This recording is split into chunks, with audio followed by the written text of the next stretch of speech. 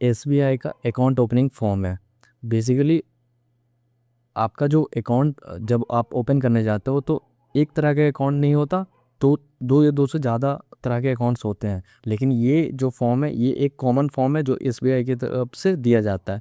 इसमें सारे डिटेल जो भरे हुए हैं वो एज अ सैम्पल यूज़ किए हुए हैं आपको समझाने के लिए। अ, तो हम बात करते हैं यहाँ पे, जहाँ जहाँ पे ये रेड कलर का जो क्रॉस लगा वो आपको फिल नहीं करना है, ठीक है।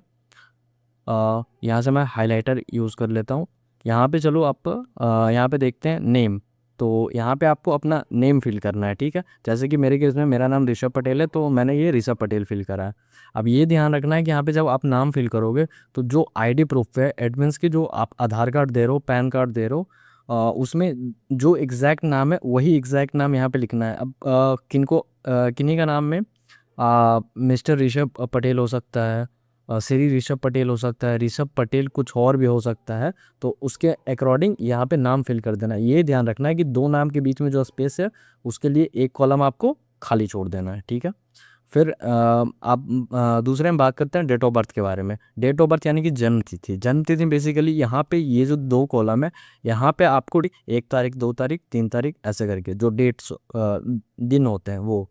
फिर ये दो कॉलम में आपको मंथ लिखना है, मंथ लाइक जनवरी फरवरी जो भी है वो।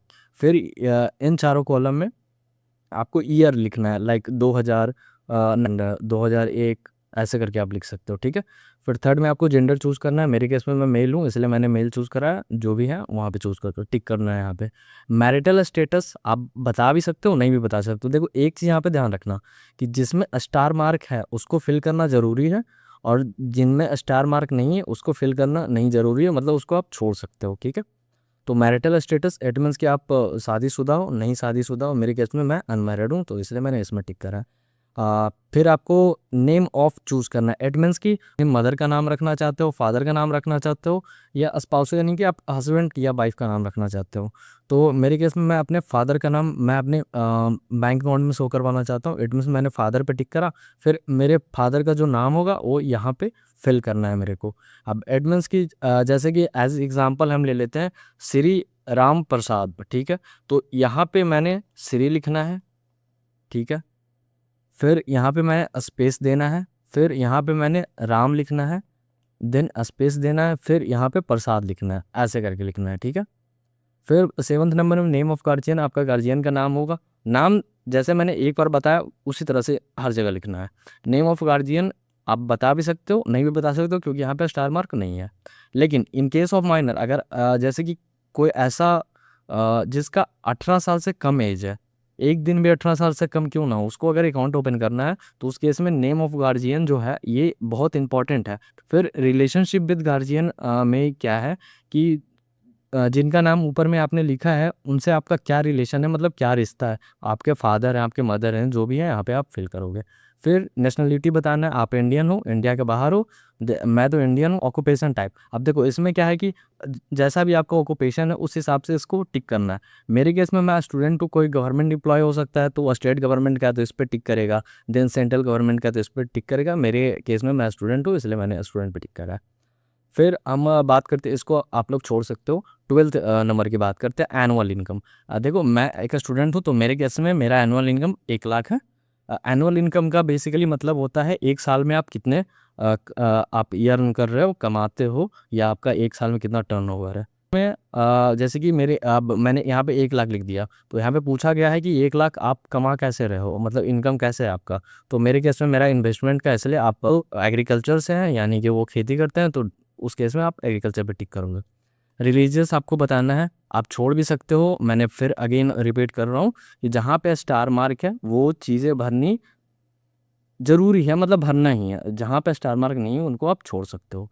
तो रिलीजियस में मैं हिंदू हूँ इसलिए मैंने हिंदू पे टिक करा। कैटेगरी आपको बताना है कौन सा कैटेगरी से आप बिलोंग करते हो। मेरे केस में मैं ओबीसी हूँ। पर्सन बेस्ड डिसेबिलिटी, तो मेरे केस में डिफेक्टिव कुछ नहीं है तो मैंने नो पे टिक करा। एजुकेशन क्वालिफिकेशन में आप बता सकते हो, नहीं बताना है तो आप नन पे टिक कर दो, नहीं तो उसको छोड़ भी सकते हो। नन में टिक करना ही करना ज़्यादा सही रहेगा। 20 नंबर में यस पे ही आपको टिक करना है। फिर 21st पे बात करें तो यहाँ पे आपको पैन नंबर अपना देना है। अगर पैन नंबर आपके पास नहीं है तो सबसे लास्ट में एक फॉर्म है उसको फिल करके देना होगा। लेकिन मैं कहूँगा अगर अकाउंट ओपन करने जा रहे हो तो 2 चीज़ ज़रूरी है, एक कोई आईडी प्रूफ़ यानी कि ड्राइविंग लाइसेंस, आधार कार्ड या फिर कुछ और साथ में एक पैन कार्ड। तो यहाँ पे पैन कार्ड का नंबर आपको फ़िल करना है ठीक है। फिर यहाँ पे अगेन आपको मोबाइल नंबर अपना देना है, यहाँ पे +91 का +91 ही रहेगा, यहाँ पे जो आपका फ़ोन नंबर है वो यहाँ पे डालोगे। देन फिर आपका जो ईमेल आईडी है उसको यहाँ पे फ़िल करोगे, फिर आप आगे बढ़ोगे। फिर सी नंबर की बात करा जाए तो सी नंबर में आप यहाँ पे मैंने मेरे केस में मैंने ड्राइविंग लाइसेंस को चूज़ करा है। आपके केस में आपके पास जो भी इन सब में से कोई डॉक्यूमेंट है, जो आप डॉक्यूमेंट अकाउंट ओपनिंग के लिए लगाने जा रहे हो, या मेरे केस में मेरे पास ड्राइविंग लाइसेंस है तो मैंने ड्राइविंग लाइसेंस पे टिक करा है। फर्दर यहाँ पे आपको ड्राइविंग लाइसेंस का जो नंबर होता है वो देना होता है, वो कब इशू हुआ है यानी कब बना है, और साथ में कब एक्सपायरी डेट होता है। ये इशू डेट, एक्सपायरी डेट और साथ में ये जो नंबर है ये उस कार्ड पे मेंशन होते हैं, जो भी आप डॉक्यूमेंट दोगे उस पर लिखे हुए रहते हैं। फिर इसको आपको टच नहीं करना, इसको आपको छोड़ देना है। फिर डी नंबर में बात करें तो आपको बताना है कि आपका एड्रेस क्या है, तो देखना करंट एड्रेस, ठीक है। तो करंट एड्रेस पर टिक करना और यहाँ पे सारी चीज़ें फिल करना, लाइक एड्रेस टाइप मतलब इस इट मीन्स कि आपका जो एड्रेस है वो किस तरह का है। तो रेसिडेंशियल का मतलब आप वहाँ पे रहते हो यानी कि आपका घर है ये। बिजनेस का मतलब तो आप समझ ही रहे हो, यानी कहीं पे आपका ऑफिस है तो देन उसका टिक कर सकते हो आप। फिर इसमें आप अपना कॉलोनी का नाम आप डाल सकते हो, वार्ड नंबर आप लिख सकते हो, यहाँ पे हाउस का आपका नंबर है तो वो लिख सकते हो, अपार्टमेंट नंबर है तो वहाँ पे वो भी लिख सकते हो। देन फिर सिटी और विलेज, यहाँ पे मैं पटना से बिलोंग करता हूँ तो देन यहाँ पे आप अपना डिस्ट्रिक्ट का नाम लिखोगे। देन यहाँ पे आप अपना स्टेट का नाम लिखोगे, यहाँ पे आपका पिन कोड होगा। अब देखो मैंने 8000 करके लिखा है, एक्चुअल में पटना का पिन कोड नहीं है, लेकिन ये सैम्पल डिटेल्स हैं। तो फिर कंट्री का नाम आपको तो इंडिया है तो ऑब्वियस बात है इंडिया लिखा है यहाँ पे। अब देखो ऊपर का जो डिटेल है वही डिटेल यहाँ पे आपको फिल करना है, तो सेम एज करेंट पे आपको टिक कर देना है, इसको फिल करने की ज़रूरत नहीं है। लेकिन इन द केस आपका जो एड्रेस है वो मेन एड्रेस ये वाला है, लेकिन आप रहते अभी कहीं और हो, तो देन उस केस में इस पर टिक करोगे एंड देन इसको फिल करोगे। इसको आपको टच नहीं करना।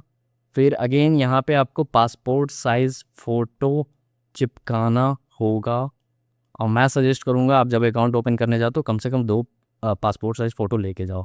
यहाँ पे आपका सिग्नेचर होगा, फिर इसको आपको टच नहीं करना, अगेन इसको आपको टच नहीं करना। फिर यहाँ पे देखो ये इंपॉर्टेंट पार्ट है कि आप जो अकाउंट खोलना चाहते हो एसबीआई में अकाउंट खोलना चाहते हो, मेरे केस में मेरे को चाहिए सेविंग अकाउंट, इसलिए मैंने सेविंग अकाउंट पर टिक करा है। आपको करेंट अकाउंट चाहिए या फिर किसी और तरह का अकाउंट चाहिए, यहाँ पर ये उस पर टिक करो भाई। फिर ऑपरेशन, मोड ऑफ ऑपरेशन का मतलब ये होता है कि आपका जो अकाउंट होगा, जो अकाउंट ओपन होगा, उसको सिर्फ आप अकेले यूज़ करोगे या आपके साथ कोई और यूज़ करने वाला है। मेरे केस में मैं अकेला यूज़ करना चाहता हूँ इस अकाउंट को, क्योंकि मेरा अकाउंट है तो मैं अकेला यूज़ करना चाहूँगा, तो इसलिए मैंने सेल्फ पे टिक करा है, ठीक है। तो सर्विसेज होते हैं उनमें से क्या क्या चीज़ तुमको चाहिए। मेरे केस में मेरे को एटीएम यानी कि डेबिट कार्ड चाहिए, और दूसरा है कि मेरे को एसएमएस अलर्ट आना चाहिए, और पासबुक चाहिए ही चाहिए। तो ये 3 चीज़ मेरे को चाहिए, बाकी चीज़ नहीं चाहिए तो आप फिल ही ना करो, या फिर चाहिए उस पे यस करके टिक करो। अब डेबिट कार्ड में फर्स्ट एप्लीकेंट पे आपको यस पे टिक करना है, फिर यहाँ पे वो नाम लिखना है जो आपके डेबिट कार्ड पे प्रिंट होके आता है, फिर मतलब एटीएम कार्ड पे जो प्रिंट होके आता हो। फिर यहाँ पे आपको अगेन फिजिकल कार्ड पे टिक करना है, और यहाँ पे 3 वेरिएंट है कार्ड के, रुपे, वीज़ा, मास्टर कार्ड। तो किस तरह का कार्ड आपको चाहिए, मेरे को रुपे चाहिए, मैं रुपे पे चूज़ करता हूँ। फिर बुक, देखो यार चेकबुक सबको नहीं चाहिए होता है, ठीक है। तो मेरे केस में मेरे को नहीं चाहिए, देन मैंने नो पे टिक करा है। आपको चाहिए चेकबुक तो आप यस पे टिक करोगे। और बाकी ये सब चीज़ें हैं, लाइक इंटरनेट बैंकिंग आपको यूज़ करना है तो वो आप देख लो कि अपने कि आपको चाहिए कि नहीं चाहिए। अगर इंटरनेट बैंकिंग सर्विसेज लेनी है तो देन आप यस पे टिक करोगे, नहीं लेनी है तो आप छोड़ दो, नहीं तो नो पे भी टिक कर सकते हो। मेरे केस में मेरे को एसएमएस अलर्ट भी चाहिए होता है, तो इसलिए मैंने एसएमएस अलर्ट पे टिक करा। फिर पासबुक, देखो यार पासबुक पे यस करो या ना करो, पासबुक आपको बैंक वाले देंगे ही देंगे। तो देन मैंने पासबुक पे टिक करा है। आप नहीं भी छोड़ भी सकते हो, फिर भी आपको पासबुक मिल जाएगा, कोई दिक्कत नहीं है। इसको आपको पूरा फिल नहीं करना, छोड़ देना है। अगेन इन सबको एकदम नहीं टच करना। तो यहाँ पे आपको टिक करना है, और देन यहाँ पे आपका सिग्नेचर, यहाँ पे आपका सिग्नेचर जाएगा। फिर अगेन यहाँ पे सिग्नेचर आपका जाएगा, अगेन यहाँ पर भी सिग्नेचर आपका जाएगा। फिर देन इसको टच नहीं करना आपको। फिर ये टर्म एंड कंडीशन है, इसको भी कुछ नहीं करना। यहाँ पे नीचे में आपको 2 साइन चाहिए, एक यहाँ पे और एक यहाँ पे आपको साइन करना है। फिर अगेन इसको भी आपको टच नहीं करना। इसको टच नहीं करना, ये कुछ term and rule and regulations कह सकते हैं। अगर ऊपर में मैं एक जगह मैंने बोला था कि पैन कार्ड अगर आपके पास नहीं है तो उस केस में ये जो फॉर्म है ये आपको फिल करना है, लेकिन आपके पास पैन कार्ड है तो उस केस में आपको फिल नहीं करना। अगर कोई जो 18 साल से नीचे है, अगर वो माइनर है, पूरे फॉर्म को वो फिल करेगा, ठीक है। लेकिन मेरे केस में मैं 18 प्लस हूँ, मेरे पास ये भी फिल करने की ज़रूरत नहीं है। अगर तो इसको अगेन आपको फिल नहीं करना, फिर ये लास्ट, फिर ये ख़त्म है, ठीक है।